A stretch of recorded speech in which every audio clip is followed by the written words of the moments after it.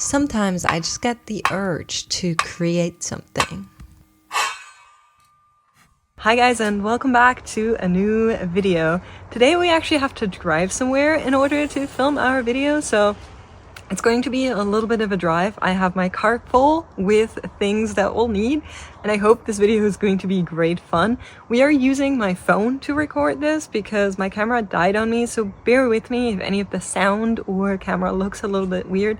I'm really trying my best here, and we're a little bit in a pinch since it is the weekend. But I hope you enjoy this video, and let's head on out.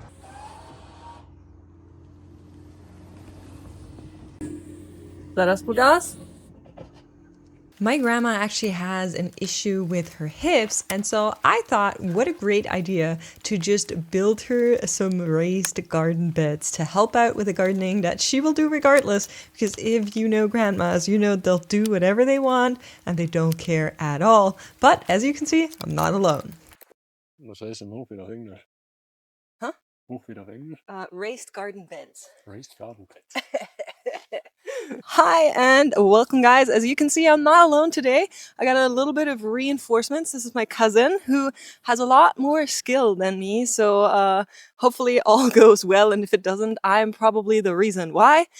He planned all of this raised garden bed that we are building for my grandma. We're building two, yes.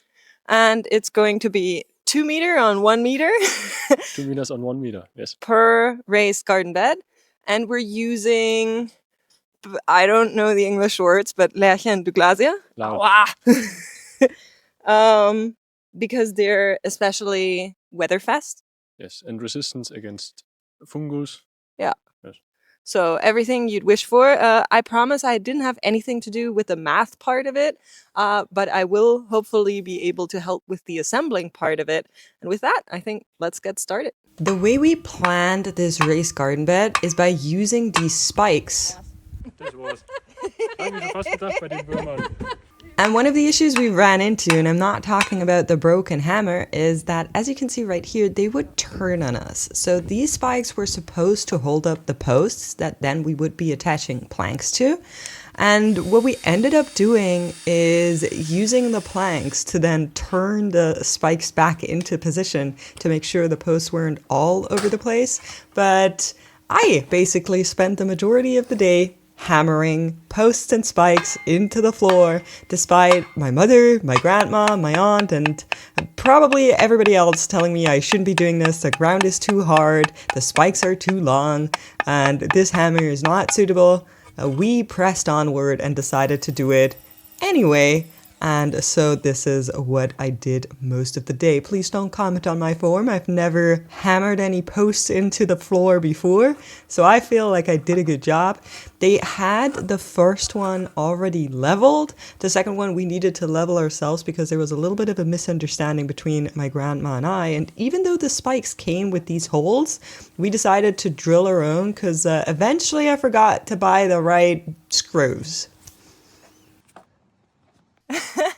All right, guys, as you can see, the base is done. We have these pollards, I would call them probably, already in. We had a couple of problems with them, mainly because I forgot to bring some stuff that you told me to bring. Optional stuff. Optional stuff. Okay, very good. And we also had a little bit of one of these slanted. We have an idea on how to fix that. The base surrounding is done.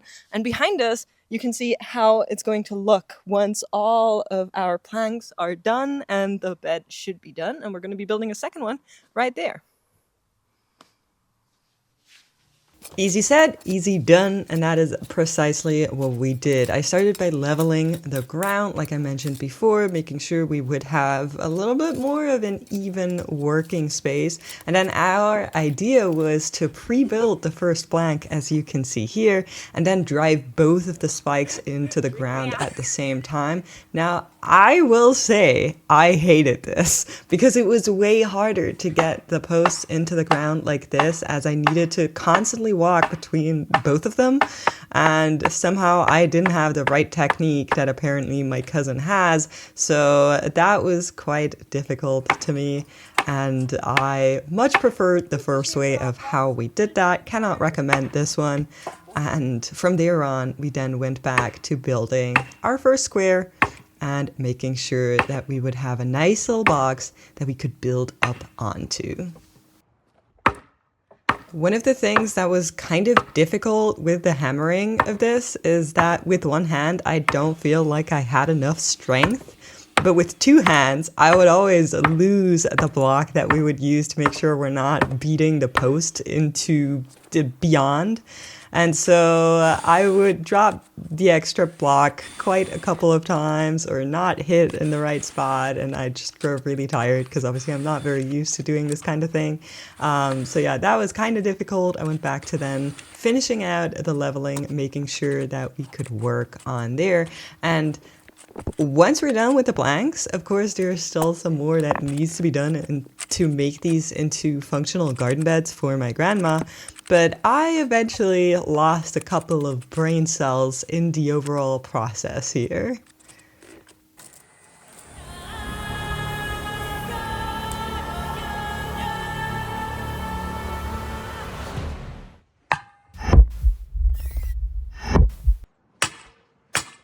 I don't know if it was because that was the last one and I was already so exhausted from all the other posts, or if that one was just unlucky because there was a little bit of a rootage in that part of the garden. But the very last post was so skewed. It was slanted to hell. You can see my cousin trying to fix it. He was screwing up the planks in the background while I was dealing with all of the hammering in the foreground, trying to... Okay, sorry, Ari. Trying to make sure that we would have some progress. And then, of course, that last post needed to behave and we would need to make sure that it would actually go into the direction that we wanted it to.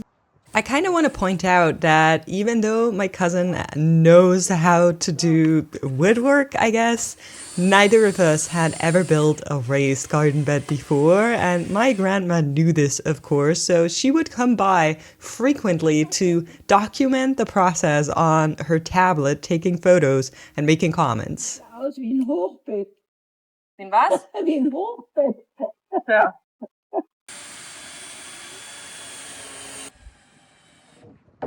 Mein Nachbar hat da drüben auch ein Hochbeet. Ein ganz breites. Ja.